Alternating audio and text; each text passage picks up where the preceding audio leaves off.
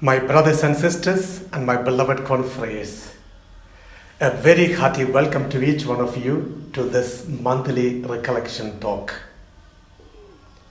One of the most repeated dialogues that we hear in the religious context today is the problem of lack of quality in religious leadership.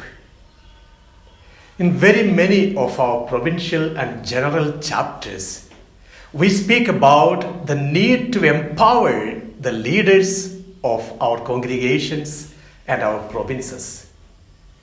But most of the time, I'm a bit flabbergasted to understand how to empower someone to leadership.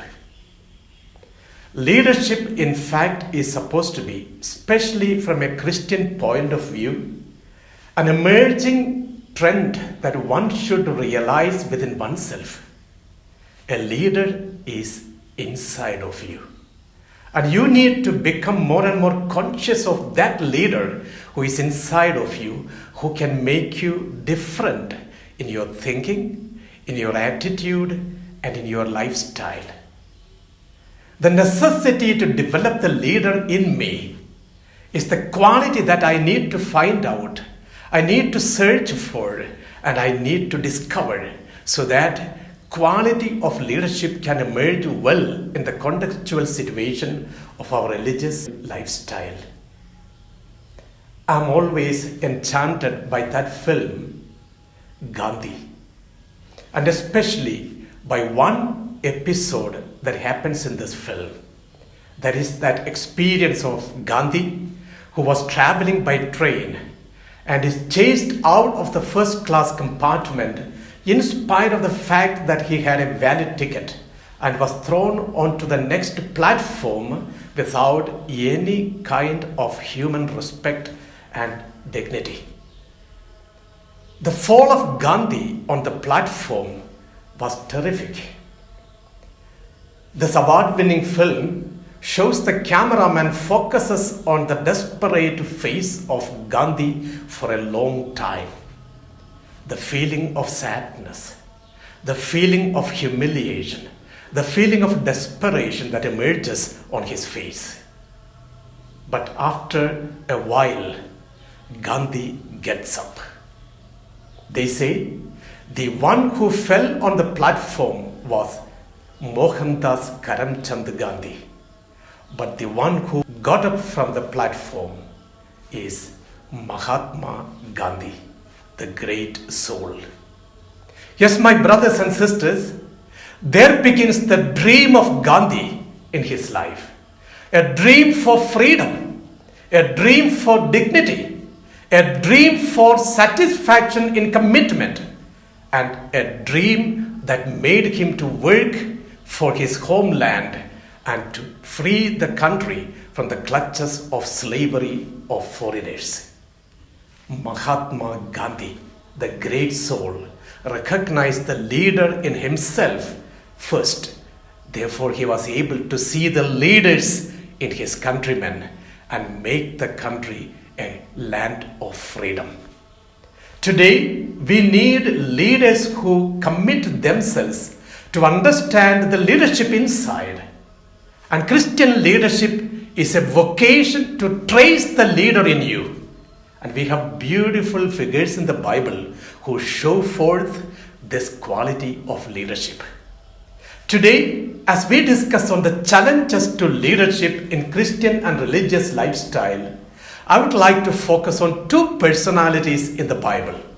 One is Joseph in the Old Testament, and the other is Jesus himself.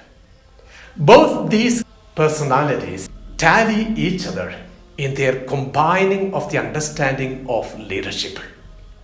Let us take one by one some of those turning points of their leadership qualities so that we would be able to understand how we can develop a sense of leadership within ourselves, which can communicate a sense of purpose and commitment in the contextual situation of our religious family and the church at large.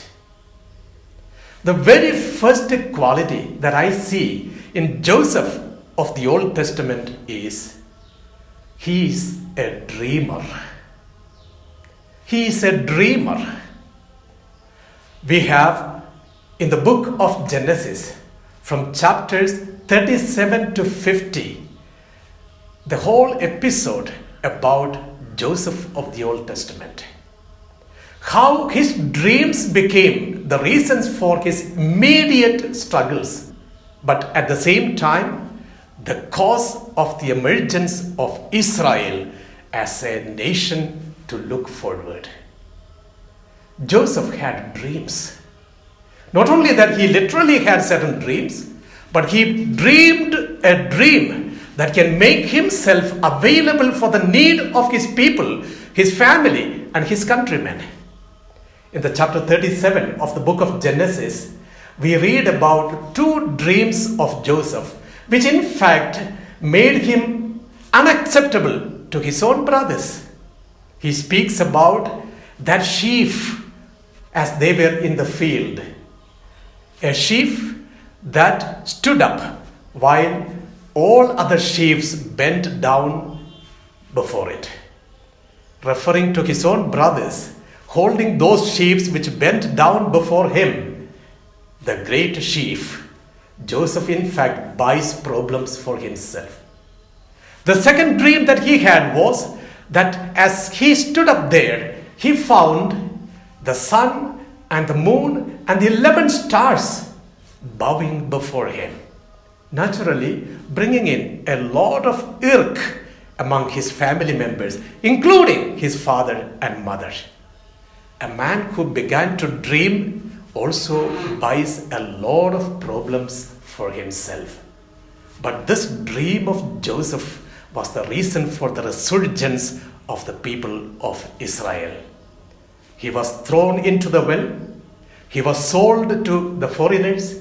He came into Egypt. And in all those situations, he kept his dream proper ahead of him. Yes, Joseph was a dreamer, and that dream was the reason for Israel's future. On the other side of this, we see Jesus, a new dreamer in the New Testament. The whole gospel speaks about the dream of Jesus. Mary had a son. He was unmarried. He was a wanderer, like an American gypsy, wandering here and there without showing any purpose in life. Not getting married at the time of Jesus was something strange. And this man, he speaks about something very ununderstandable. Someone asked him the question, "Where do you live?" And he says, "Foxes have holes, birds of the air have nests, but the Son of Man has nowhere to lay his head." Someone who went about dreaming for a long time. He would go into various places and speak about a father about whom people never understood. In the desperations of his life, he would lie down on the sand on the shore of the sea and he would cry out, "Abba, Father." A man who stood different from others, dreaming something further and giving something different to people around, and having very less understanding gathering for himself. Yes, my brothers and sisters, has not the dream of Jesus made a difference for the humanity thereafter? He was able to stand up to the task just because he held a dream about his Father. I have heard from one of my close priest friends who told about his experience as he was a parish priest. When he was celebrating the Mass every day in the parish, a little boy of about 12 years of age used to come to him to serve at the Mass. As he regularly came to serve at the Mass, he became a close friend of this parish priest. One day when he came, he was very sad. And after the Mass, the parish priest asked him, "What happened to you today? You look very gloomy." And he said, Father, I never told you about it. At home, nothing is going on well. My father drinks alcohol and he makes a lot of problems for my mother.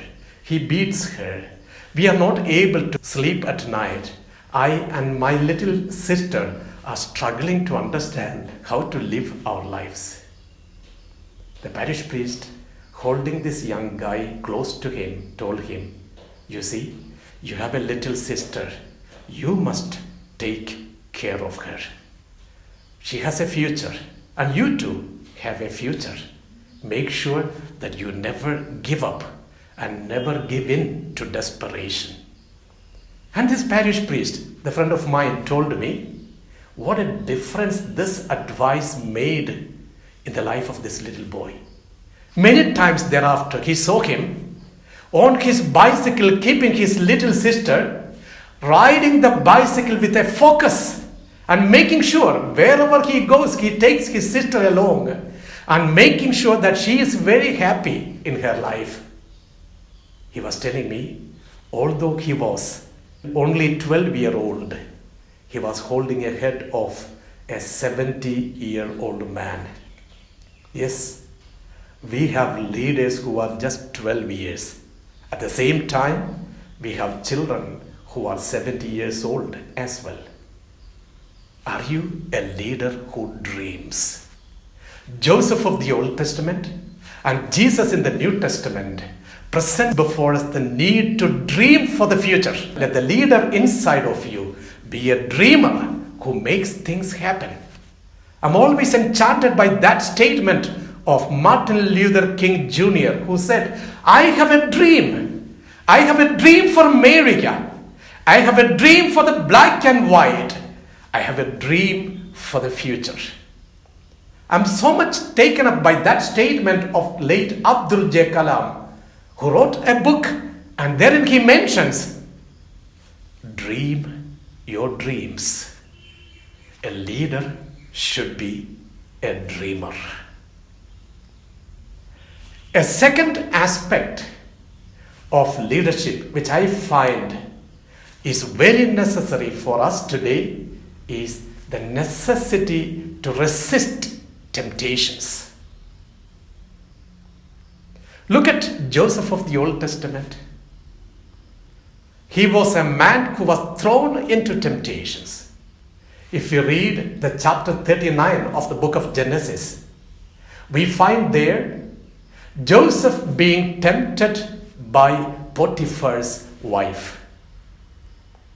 Potiphar was his own master, and this woman was after him in order to have sexual relationship with him. Time and again, through her wily ways of communication, she tried to enchant him and to have sexual relationship with him. But one thing that Joseph told is very, very heartwarming. He says, your husband, my master, has entrusted me with everything but except you. You are his wife, and it is my responsibility to make sure to keep up the dignity of my master and to keep up my own integrity. I cannot cheat him.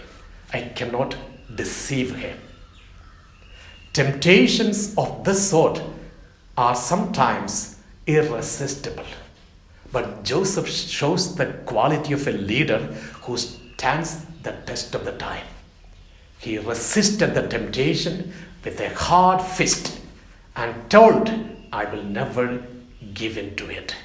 And as a consequence, he stood up as a man of integrity who can never be questioned about his lifestyle. He held high the dignity of his master and made sure that his master will never be deceived by his smallness. Yes, a man who resisted temptations. A leader has to be that. Look at Jesus, who presents before us a great aspect of this example of resistance to temptations. The very public ministry of Jesus began with that temptation in the desert. What were those temptations that he experienced there? The temptations against the body, the hunger that needs to be resisted, the temptations against power. He was offered everything on the face of the earth, but he resisted. The temptations to surrender his obedience to the Father, he resisted that. These temptations in the life of Jesus are great examples for each one of us in order to understand how certain times temptations of the body, mind, and emotions can challenge our leadership. But the greatest temptation that Jesus faced was in the Garden of Gethsemane.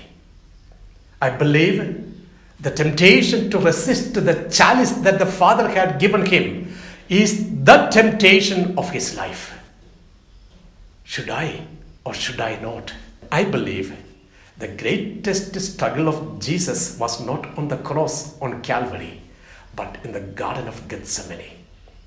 Listen to that voice of the evangelist who says he was sweating out blood. Have you ever heard that a person is sweating blood? That shows the interior struggle that he underwent. In spite of that, he stood firm. I will drink it. Yes, my brothers and sisters, Jesus is a man of integrity. One of the things that you would notice here is that you will never find such an integrated man anywhere else. It is said, during his public ministry, 3 categories of people accompanied Jesus. People who were searching for pleasure, people who were seeking for power, people who were seeking for money. These 3 categories of people accompanied Jesus all through his public ministry. But you would find no one ever raised a finger against his integrity when it came to pleasure, money, or power. Similar to the 3 vows, chastity, poverty, and obedience. Jesus stood the test of the time. He developed a lotus spirituality. What's the speciality of a lotus? It is growing in the dirt, but unaffected by the dirt. Jesus is a man who resisted temptations, a man of integrity. Yes, my brothers and sisters, today the greatest struggle of most of us leaders is the unwillingness to resist temptations. It is coming in various forms before us. Just like the devil came and tempted Jesus in the Garden of Gethsemane, there are various temptations coming on our way. It could be the power, it could be the positions, it could be gadgets, it could be relationships, it could be unwillingness to sacrifice things that are unnecessary for our lives. In all these situations, a leader should stand the test of time. Are you able to resist temptations and to help the leader inside of you to emerge? Yes, my brothers and sisters, the third aspect of a leader that needs to be developed in the contextual situation of our life is a sense of forgiveness. Look at Joseph of the Old Testament. He was a man who received a lot of struggles from the hands of his own beloved ones. His brothers sold him to the foreigners. They never cared for his future. He was in a foreign land. He was in fact persecuted by his own people and the foreigners. In spite of all that, he kept a sense of balanced attitude towards all people who came on his way. Joseph never showed regret towards anyone. And that's why we would find the beautiful names that he gave to 2 of his children. The first one he named as Manasseh, which means you must forget. There are a lot of things that happened in your life. There are a lot of areas where you may have to forgive and forget. Yes, my son, you must forget. Your father was treated badly by his own kith and kin. But in spite of that, I am willing to forget. The second son of Joseph was named Ephraim, which means plentifulness in foreign land. How great God is the recognition that Joseph gives to all that happens in his life. And he tells through the name of his son, you must be grateful to everyone. Yes, my brothers and sisters, in the last chapter of the book of Genesis, chapter 50, we would see one thing, the fears of the brothers of Joseph. After the death of their father, the brothers of Joseph think that Joseph would turn against them and kill them. But Joseph says, I forgive you. I have no grudge against you. It was all God's plans getting implemented in our lives. I would like to look at Jesus in the same way. You look at him and see the way he forgives that woman who was caught in adultery. No one judged you. I too shall not judge you. I forgive you. Do not sin again. Look at Jesus who is hanging on the cross and forgiving that repentant thief. Today, you shall be with me in paradise. Look at him who is hanging on the cross and crying out to his Father, Father, forgive them. They do not know what they are doing. The sense of forgiveness that came into the life of Jesus and Joseph are the real models for us to follow in our leadership qualities. There are times when we know people criticize us, people put us down, people humiliate us for no reasons at all. At the same time, we are called to look at with a sense of focus in all that we are committing. Forgiveness is one of the most important aspects of leadership. Very often, most of us leaders become revengeful and make use of the offices that we hold in order to target other people. Sometimes even that regret and anger that are inside of us come out even on the pulpit. When we preach the gospel, which is the good news, we preach our own sadness, our own anger, and express that to people who are hearing us. Are we people who are willing to forgive? Have we forgiven ourselves? Have we forgiven others? And have we forgiven God? A leader should be a person who forgives. A fourth quality that I would like to place before you as the quality of a leader is faithfulness and focus in life. Look at Joseph. The book of Genesis chapter 41 says, Joseph was a shrewd manager.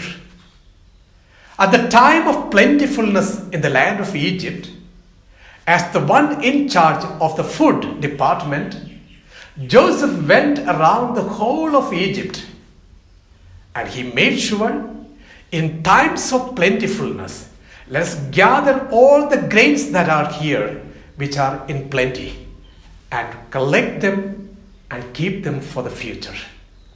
And as a consequence, we see later when the famine came, when all the other nations suffered under the famine, Egypt alone was saved because of the shrewd management of Joseph. And it endeared him very close to the king. Joseph was a man of focus. He equally remained faithful to his masters. He never cheated them. He did things with a proper focus and commitment. And you would see the same aspect in the life of Jesus too. Jesus was a person with a sense of focus. From the very beginning of his public ministry until his death on the cross, Jesus showed this focus towards the mission of the Father. Look at that anger that he showed in the temple. Are you going to make this house of mine a den of thieves? The focus of the man for the mission of the Father. And he says again, destroy this temple, I will raise it up in 3 days' time. The commitment to that temple which is of God, his own body as well as the mission of the Father. This focused attitude of Jesus to submit everything into the hands of his Father, even as he was dying on the cross, into your hands, I commend my spirit, was the final focus that Jesus showed in his life. Yes, in spite of the smaller things happening in our lives, a leader in religious life should always be a man of focus. There are various things which can distract us today. Even the slightest complaints and criticisms of others can distract us from the focus that we have taken upon ourselves.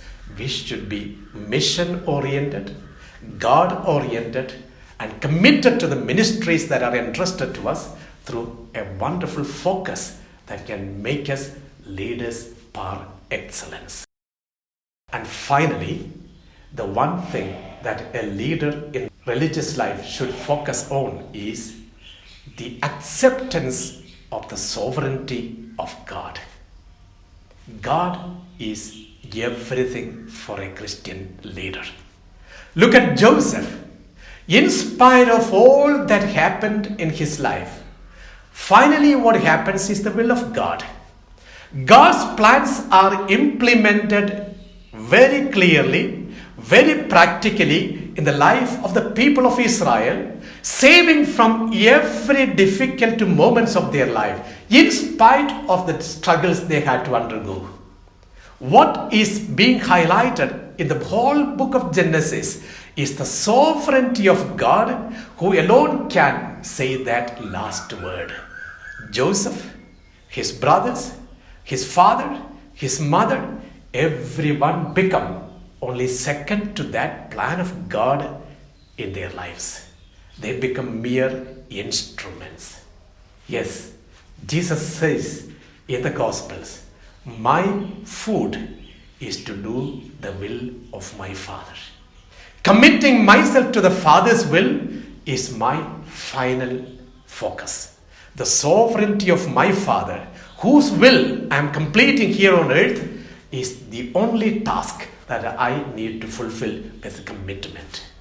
Yes, my brothers and sisters, is God alive in our leadership lifestyle? A leader who does not own God cannot become a religious leader. The moments that you sit before him or kneel down before him in the privacy of your life are the moments that you would cherish forever. Spend minimum of half an hour every day in the presence of your God, and you would see that God who is the sovereign aspect of your life leading you to greener pastures. Yes, my brothers and sisters, when we look back into our religious leadership today, we need to understand the quality of leadership emerges from a leader who is willing to dream, a leader who is willing to have the guts to resist temptation, a leader who is able to forgive, a leader who is focused and faithful, a leader who is accepting the sovereignty of God. Are you truly a leader? Amen.